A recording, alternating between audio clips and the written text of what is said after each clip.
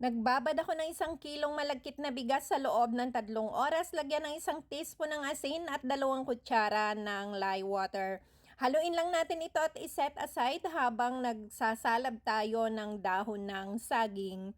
Maglagay ng 2 kutsara ng ating malagkit na bigas. Itupi lang natin ito.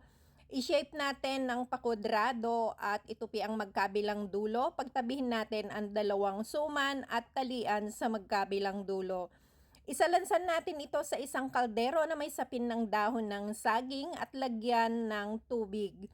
Iluluto natin ito sa loob ng 1 hanggang 2 oras. Kung umabot ka sa parteng ito ng panonood ng videos, ibig sabihin ay nagustuhan mo ang ating suman recipe. Huwag kalilimutang i-comment sa ibaba kung taga saan ka para alam ko kung hanggang saan umaabot ng aking video recipe. Ang sausawan na ginawa ko dito ay kinayod na niyog na nilagyan ng asukal. Pwede rin kayong gumawa ng coconut sauce. Ilalagay ko na lang sa comment section ang procedure.